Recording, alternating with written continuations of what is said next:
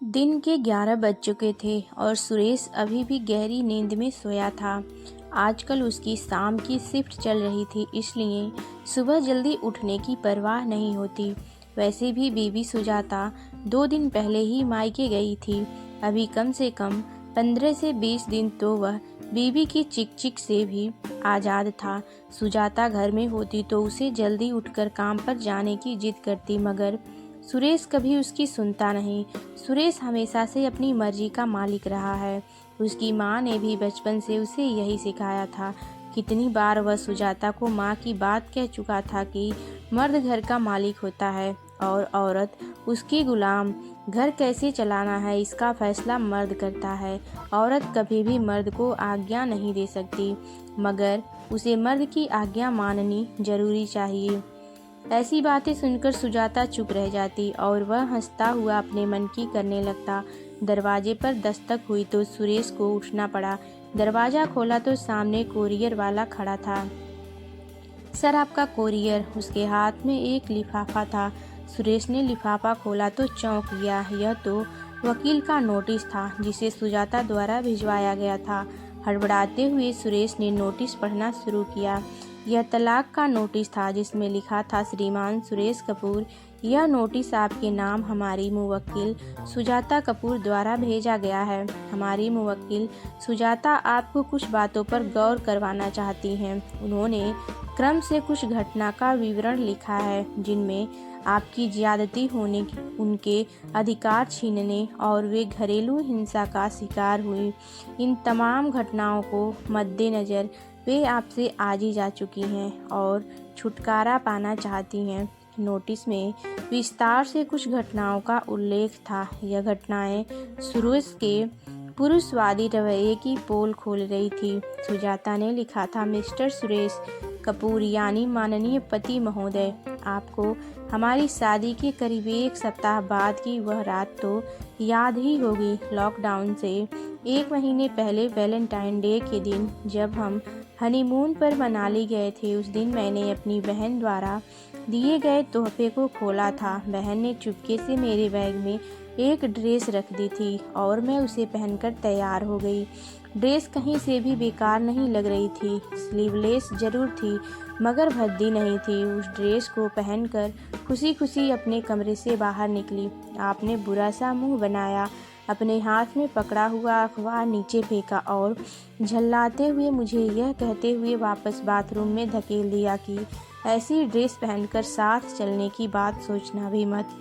उस वक्त मुझे ऐसा लगा था जैसे मेरे वजूद पर ही सवाल खड़ा कर दिया गया हो। क्या मुझे अपनी पसंद के कपड़े पहनने का हक भी नहीं मिलना चाहिए? क्या अपने हनीमून पर अपने पति के साथ भी मैं वेस्टर्न ड्रेस नहीं पहन सकती? नोटिस में एक और घटना का विवरण था। सुजाता ने हिंसा का आरोप लगाते हुए लिखा, उस दिन मेरी तबीयत ठीक नहीं थी। मुझे उठने में देर हो गई। आप तो मेरे उठने पर ही उठते हो, इस वजह से आपको ऑफिस जाने में देर हो गई। मैंने तबीयत खराब होते हुए भी जल्दी जल्दी नाश्ता बनाया, मगर आप झल्लाते हुए ऑफिस गए। शाम तक मुझे 102 डिग्री बुखार हो चुका था।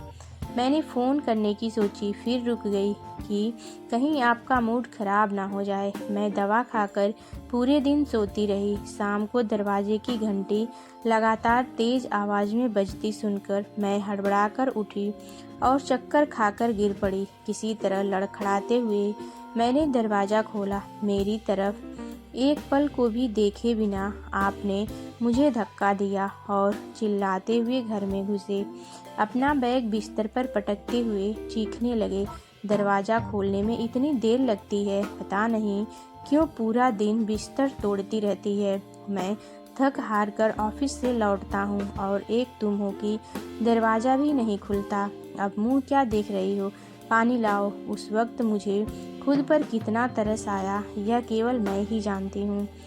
तुमने एक नज़र भी मेरे मलिन पड़े चेहरे की तरफ नहीं डाली। मेरी तकलीफ़ तुम्हें दिखाई ही नहीं दी। तुमने यह सोचने की कोशिश भी नहीं की कि मैं आज इतनी सुस्त क्यों हो गई हूँ। तुम्हारे लिए मैंने चाय बनाई, मगर खाना बनाने की हिम्मत नहीं हुई। तुम्हें कुछ कहने का भी दिल नहीं किया। मैं जाकर सो गई और तुमने रात में खाना ना मिलने पर फिर से हंगामा कर दिया। मेरा हाथ पकड़कर खींचते हुए तुम थप्पड़ लगाने ही वाले थे, मगर हाथ गर्म देखकर रुक गए। यह कैसा रिश्ता है हमारा, जहाँ पति को अपनी पत्नी की तकलीफ भी नहीं दिखती। यह बात अलग है कि अगले दिन से ही लॉकडाउन हो गया और तुम मुझे चाय ब्रेड खिलाने के लिए घर में थे, मगर आज सोचती हूँ उस समय मुझे वायरल बुखार के वजह से कोरोना हुआ होता तो तुम मेरी क्या हालत करते। ऐसी ही एक और घटना तुम्हें बताती हूँ। एक दिन मैंने तुमसे बिना पूछे घर के पर्दे बदल दिए थे, जिन्हें कुछ दिन पहले ही खरीदा था। तुमने उस पर सरसरी सी नज़र डाली और कोने में पटक दिया।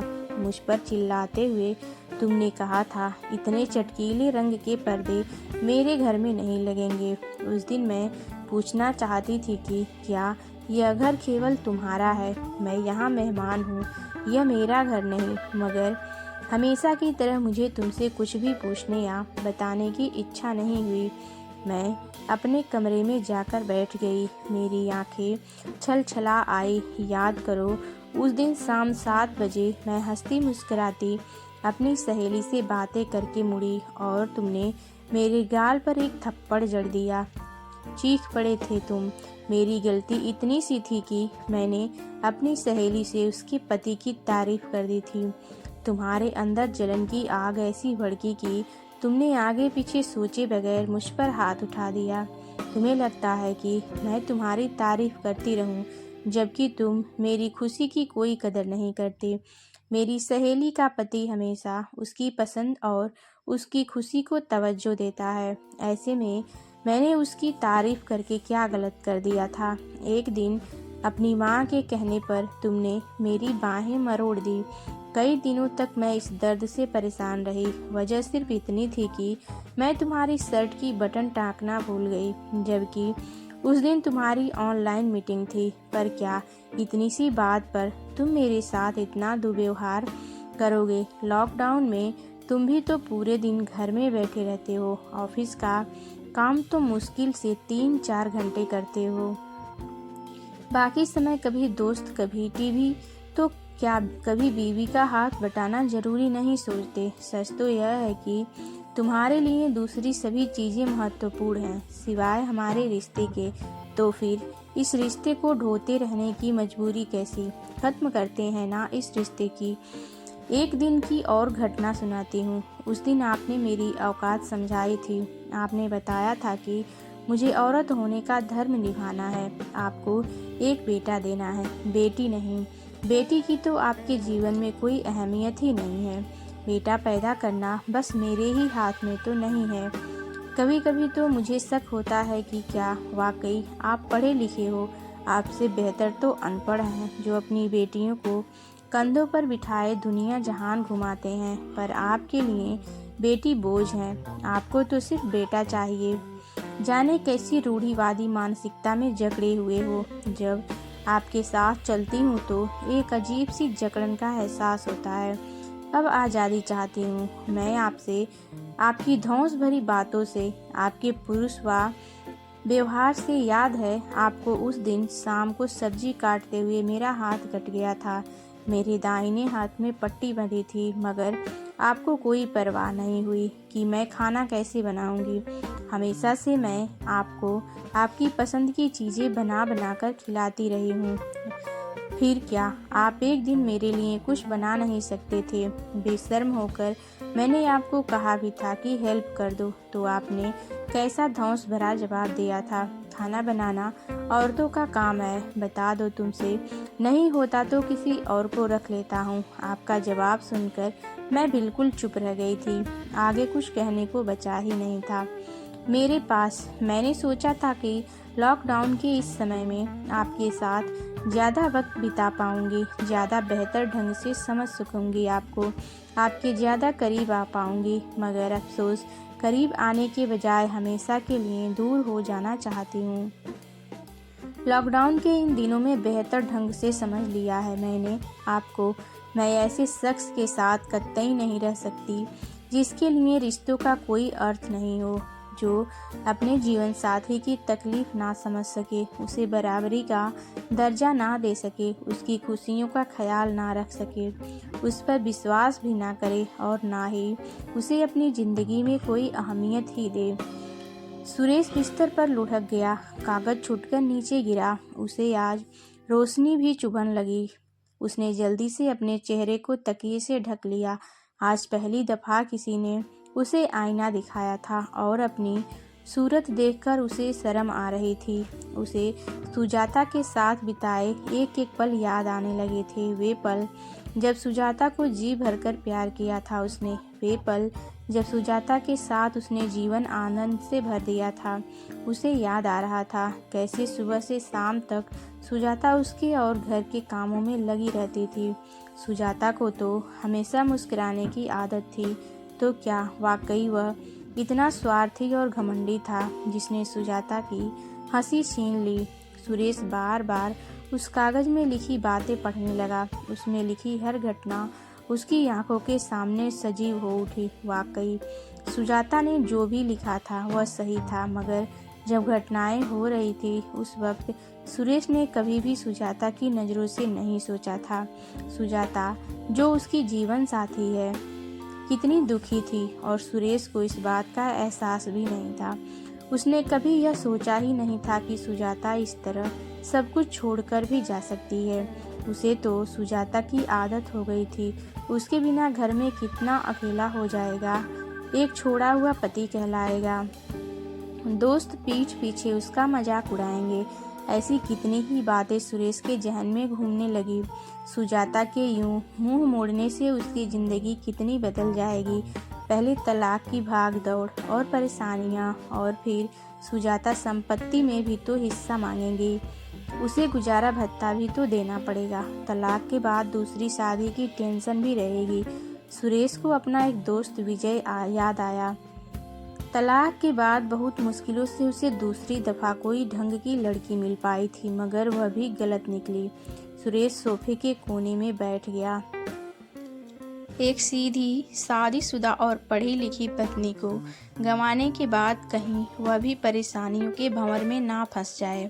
सुजाता में कोई कमी नहीं थी, यह तो सचमुच उसका खोखला घमंड था, पुरुषवादी रवैया था, जिसकी वजह से उसकी शादीशुदा ज़िंदगी बर्बाद होने वाली थी। सुरेश रात भर करवटें बदलता रहा। वह लगातार यही सोचता रहा कि सुजाता को तलाक ना लेने के लिए कैसे राज़ी किया जाए। अगले दिन सुबह उठते ही उसने सुजाता को फ़ोन लगाया और एक दफ़ा मिलने की इच्छा जाहिर की। किसी तरह सुजाता तैयार हो गई। सुजाता का मायका आगरा में था। सुरेश ने सुबह सुबह बस पकड़ी और इलाहाबाद से आगरा के लिए रवाना हो गया। सुजाता ने उसे मॉल में मिलने को बुलाया। सुजाता का हाथ थामकर सुरेश ने कहा, बस एक मौका दे दो मुझे सुजाता, तुम्हारी हर शिकायत दूर कर दूंगा। तुम्हें खोने के एहसास ने ही मुझे मेरी औकात समझा दी है। सुजाता, बस एक मौका दे दो अपने पति को, फिर जो चाहे कर लेना। तुमने मुझे आईना दिखा दिया है, यकीन रखो मैं चेहरा बदल लूँगा, बस तुम्हारा साथ नहीं खो सकता। सुजाता ने सोचा भी नहीं था कि सुरेश इस तरह से उससे माफ़ी मांगेगा। एक मौका तो हर अपराधी को दिया जाता है, आपको भी दे दूंगी, पर ध्यान रखना मौके बार बार नहीं मिलते। मुस्कुराते हुए सुजाता ने कहा तो सुरेश ने बढ़कर उसे गले से लगा लिया। सुजाता के द्वारा भेजे गए नोटिस ने उसकी ज़िंदगी की दिशा ही बदल दी। सुरेश को सबक मिल चुका था। सुजाता उनमें से नहीं जो सिर पर पल्लू ढांककर प्रवचनकर्ताओं की उल्टी सीधी बातें मान ले। वह एक बराबरी का हक रखने वाली पत्नी है, प्रताड़ना के अधिकार नहीं। सुजाता ने सुरेश को एक मौका दिया और सुरेश पूरी तरह बदलकर सुजाता के साथ अच्छे से खुशी खुशी रहने लगा। अब इन दोनों की ज़िंदगी खुशियों से भर चुकी थी। रिश्तों में बराबरी, परस्पर सम्मान और समझदारी ना केवल उन्हें मजबूत बनाते हैं बल्कि ज़िंदगी को भी खुशहाल बनाते हैं।